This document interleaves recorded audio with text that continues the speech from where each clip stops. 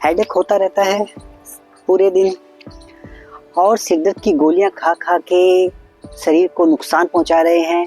आज मैं आपको ऐसे कुछ अभ्यास बताऊंगा और हेडेक की स्पेशल टेक्निक बताऊंगा जो अगर आपको हेडेक हो रहा है और अगर आप उसमें करेंगे तो डेफिनेटली बात है कि आपका हेडेक बहुत हद तक कम हो जाएगा, जिसको एक हेडेक स्पेशल टेक्निक कहा जाता है। नॉर्मली जब भी हेडेक होता है तो हम किसी प्रकार का अभ्यास, यौगिक अभ्यास या एक्सरसाइज नहीं करते, बट इसमें जो है ये हेडेक स्पेशल टेक्निक इसी के लिए ही बनी है कि जब आपका हेडेक हो रहा है तब आप ये कीजिए और आपका हेडेक काफ़ी हद तक कम हो जाएगा। इसके साथ साथ मैं आपको ये भी बताऊंगा योग में क्या नहीं करना चाहिए और क्या करना चाहिए, क्योंकि नहीं करने के बारे में जैसा कि मैं अपने वीडियोस में बताता रहता हूँ उसके बारे में हमें सबसे पहले पता होना जरूरी है। अगर हमें ये पता रहेगा कि हमें क्या नहीं करना है, देन उसका ऑटोमेटिक क्या करने से जो लाभ हो रहा है वो हमें होता रहेगा। इसके अलावा प्राणायाम कौन सा करना है, कौन सा नहीं करना है, डाइट के बारे में मैं आपको पूरा गाइड करूँगा और साथ में एक्यूप्रेशर एक पॉइंट के बारे में बताऊंगा कि अगर वो पॉइंट डेली हम थोड़ा थोड़ा करके उसको प्रेस करते हैं तो डेफिनेटली बात है कि आपका हेडेक कभी नहीं होगा। जब योग में आने से पहले मुझे भी माइग्रेन हेडेक काफ़ी होता था और मैंने योग के माध्यम से, इन प्रैक्टिसेस के माध्यम से अपने हेडेक को बहुत हद तक, इवन आप कह सकते हैं अब ना के बराबर मेरा हेडेक होता है, बिल्कुल ठीक हो चुका है। तो आप भी अपना हेडेक अपनी इन प्रैक्टिसेस के थ्रू पूरी तरह से ठीक कर सकते हैं। आज जितनी भी मैं आपको प्रैक्टिस बताने वाला हूँ सब की सब रिसर्च बेस्ड हैं, सब पे बहुत सारी रिसर्च हो चुकी हैं और सभी रिसर्च में एक ऑथेंटिक और सिग्निफिकेंट रिजल्ट सामने आया है, तभी जाके आज इन प्रैक्टिसेस का महत्व बहुत ज़्यादा बढ़ गया है। सो वीडियो को पूरा देखना है, समझना है और सब्सक्राइब जरूर कीजिए और उन लोगों तक शेयर कीजिए जिनको इनकी बहुत ज़्यादा आवश्यकता है, ताकि उनका जीवन भी परिवर्तित हो सके।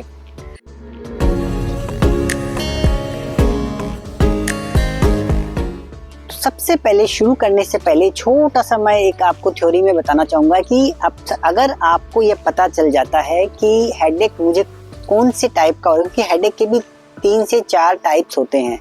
अगर आपको ये पता चल जाता है कि मुझे कौन सा हेडेक हो रहा है तो उसको डील करना बहुत आसान हो जाता है। आप मान के चलिए 50% आपकी जो प्रॉब्लम है वो सबसाइड हो चुकी है, वो सॉल्व हो चुकी है, अगर एक बार ये पता चल जाता है।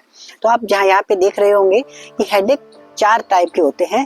पहला है माइग्रेन हेडेक, दूसरा है क्लस्टर हेडेक, तीसरा है टेंशन हेडेक और चौथा है साइनस हेडेक। तो माइग्रेन हेडेक जो है अगर आपके साइड में हो रहा है तो that is called migraine headache. Tension headache जो आपके फ्रंटल पार्ट जो है सिर का, इस पे अगर हो रहा है that is called tension headache.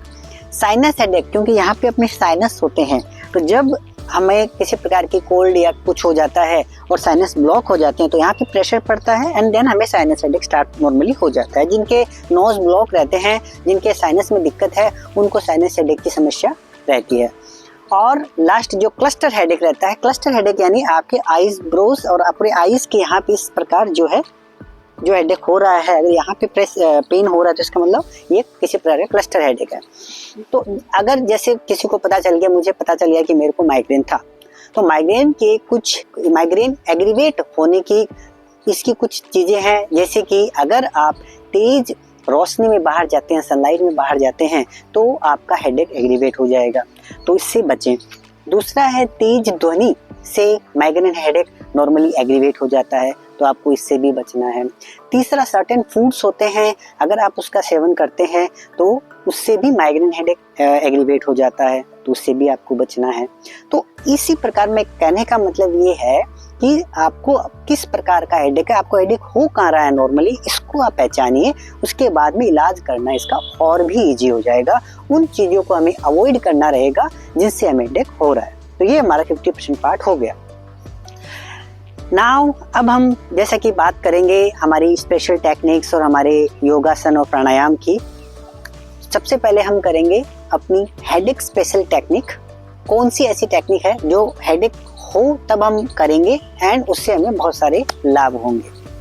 चलिए चलते हैं अपनी मैट की तरफ। ये प्रैक्टिस है headache special yoga practice.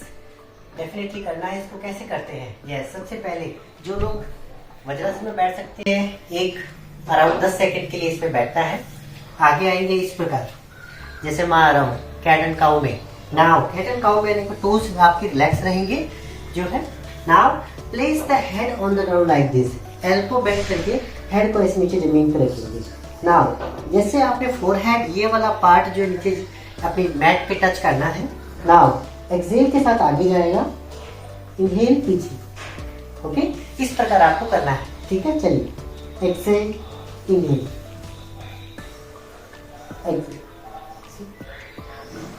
Exhale inhale, इस प्रकार कम से कम 10 से 15 बार आपको ये अभ्यास करना है, आगे पीछे पहले, ठीक है।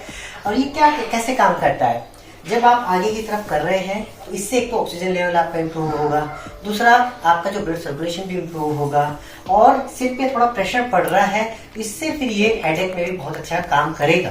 तो आगे पीछे करने के बाद भी आप इस प्रकार है, साइड में करना है इस प्रकार। Yes, inhale exhale, inhale centre exhale, inhale exhale, इस प्रकार ये चलता रहेगा। Yes, left right, left right.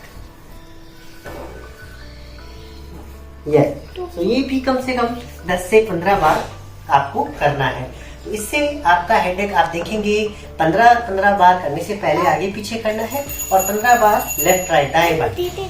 आप देखेंगे कि आपका हेडेक काफी हद तक 80 to 90% जो है कम हो जाएगा, रिलैक्स हो जाएगा। इसके बाद आपको कुछ नहीं करना है, जस्ट शवासन में लेते रहना है थोड़ी देर, और then you can go for your other works also. तो ये थी हमारी हेडेक स्पेशल टेक्निक। नाउ अब बात आ जाती है कि योगासन के अंदर हमें कौन कौन से ऐसे आसन हैं जिनको अवॉइड करना चाहिए। तो अवॉइड की अगर मैं बात करूं तो इसके अंदर आपको ऐसे आसन नहीं करने चाहिए जिससे आपके सिर पे, हेड पे प्रेशर आता हो, जैसे कि फॉरवर्ड बेंडिंग। जब भी आप फॉरवर्ड बेंडिंग करते हैं, आपने फील किया होगा, महसूस किया होगा कि आपका जो सिर है वो थोड़ा भारी हो जाता है। तो फॉरवर्ड बेंडिंग जो है उसको आपको बिल्कुल अवॉइड करना है, क्योंकि इससे हेडेक एग्रीवेट हो सकता है। ओके, जिनको रेगुलर हेडेक्स का दिक्कत है या नॉर्मली दिक्कत होती रहती है तो इनको आपको अवॉइड करना है। अब क्या करना है योग के अंदर, आसन जो रह गया है क्या नहीं करने के अलावा वो सब आप कर सकते हैं, कोई दिक्कत। सूर्य नमस्कार आप कर सकते हैं। अब सूर्य नमस्कार में जब फॉरवर्ड बेंडिंग आए तो आप उसको अवॉइड करके सीधा आप तीसरे अपने स्टेप में चले गए, ठीक है। तो जितना हो सकता है फॉरवर्ड बेंडिंग के अलावा जो हमारे आसन बच गए हैं उनको आप अच्छे से कीजिए। बॉडी को इससे क्या स्ट्रेच मिलेगा, बॉडी आपकी खुलेगी, ब्लड सर्कुलेशन आपका इम्प्रूवमेंट होगा, एनर्जी लेवल आपका अच्छा होगा, जॉइंट्स मूवमेंट्स होंगे। तो स्ट्रेचिंग्स एंड ऑल हमेशा बॉडी के लिए बहुत ही अच्छे रहे हैं, इस पे आपको अच्छे से फोकस करना है, ये बहुत ही लाभकारी होंगे आपके हेडेक के लिए। नाउ अब बात आती है प्राणायाम की। प्राणायाम के अंदर जो एग्रीवेटेड वाले प्राणायाम है, जैसे कपालभाति प्राणायाम हो गया, उसको आपको अवॉइड करना है। जैसे भस्त्रिका प्राणायाम हो गया, उसको आपको अवॉइड करना है। ये एग्रेशन वाले प्राणायामों में आ जाते हैं, जिससे हो सकता है कि आपके जो प्रॉब्लम है हेडेक वाली वो बढ़ जाए। तो कपालभाति को अवॉइड करके, भस्त्रिका को अवॉइड करके जो भ्रामरी, अनुलोम विलोम या नाड़ी शुद्धि प्राणायाम या उद्गीत प्राणायाम, जिसको ओमकारा चैंटिंग भी कहते हैं, ये सब प्राणायाम आप जरूर कीजिए। ये आपकी डेफिनेटली बहुत हेल्प करेंगे आपके हेडेक को कम करने में। तो योगासन, प्राणायाम। अब बात आती है डाइट की। That is also a very important part. Diet के अंदर सबसे पहले आपको काम क्या करना है, अच्छे से हाइड्रेट रहना है, पानी अच्छे से पीना है, ये बहुत जरूरी है। क्योंकि कई बार होता है कि हम पानी बहुत कम पीते हैं, और पानी कम पीने से शरीर में गैस बनने लगती है, और वो गैस जो है फिर पेन क्रिएट करती है, सिर दर्द स्टार्ट हो जाता है, बैक पेन स्टार्ट हो जाता है। उस गैस की वजह से नॉर्मली पेन स्टार्ट हो जाता है। तो पहले तो पानी को अच्छे से आपको अपने हाइड्रेशन में रहना है, बॉडी को हाइड्रेशन में रखना है। दूसरा, खाना, रात का जो खाना स्पेशली जो डिनर है उसको आपको कम से कम करना है, हैवी बिल्कुल नहीं होना चाहिए। कम से कम डिनर करिए, लाइट डिनर रखिए, ताकि जब आप सुबह उठें तो आपको लाइट फील हो। ये चीज़ का थोड़ा सा ध्यान रखिए। और आप कार्ब्स कम से कम लेनी है, और न्यूट्रिशंस जो ज़्यादा से ज़्यादा आपको अपने फूड में लेना पड़ेगा। That is very important. Now last आ जाता है एक्यूप्रेशर पॉइंट कि कौन सा एक्यूप्रेशर पॉइंट है, अगर हम उसको प्रेस करते हैं तो डेफिनेटली ये हमारी लाभदायक होता है। तो आप यहाँ देख सकते हैं, आपकी एक तो इंडेक्स फिंगर और आपकी जो थंब है, इनके बीच में आपको इस प्रकार प्रेस करना है। आप देखेंगे थोड़ा थोड़ा पेन हो रहा है यहाँ पे, कोई दिक्कत नहीं है, ज़्यादा जोर से भी नहीं करना है। स्टार्टिंग में थोड़ा पेन होगा तो पेन को सहन करना पड़ेगा। कम से कम इसको आप मान के चलिए 40 to 50 टाइम्स ऐसे प्रेस करते रहना है। प्रेस करना है, छोड़ना है, प्रेस करना है, छोड़ना है, प्रेस करना है, छोड़ना है। यस, तो ये पॉइंट ऐसा, इसको हेडेक का एक्यूप्रेशर पॉइंट कहते हैं। दूसरा, जिनको साइनस का इश्यू है, तो इस प्रकार इंडेक्स फिंगर को यहाँ रखते हुए यस, इस प्रकार यस यस, तो ये भी प्रेस हो रहा है, साथ में जो आपके साइनस भी रिलीज हो रहे हैं। यस, तो आपका आग्नेय चक्र पे आपने प्रेस कर रखा है आपने, वो भी एक्टिवेट होगा, और दूसरा आपके जो साइनस है वो भी रिलीज होंगे। यस, तो ये अभ्यास आपको करना ही करना है। अगर इन अभ्यासों को आपने अपनी लाइफ में उतार लिया, मैं गारंटी के साथ कह सकता हूँ कि आपका हेडेक बिल्कुल नहीं होगा। जीता जागता उदाहरण हूँ मैं। जैसा कि मैंने आपको स्टार्टिंग में बता दिया था, अब मेरा हेडेक बिल्कुल ठीक हो चुका है इन अभ्यासों की मदद से, और मैं जानता हूँ कि जिनको भी हेडेक्स होते हैं उनकी लाइफ कैसी होती है। तो अपनी लाइफ को चेंज करने के लिए आपको अपनी लाइफस्टाइल को चेंज करना पड़ेगा, जो बहुत ज़रूरी है। ओके, अगर वीडियो अच्छा लगे तो शेयर ज़रूर करें। हेल्थी रहें, खुश रहें। नमस्कार।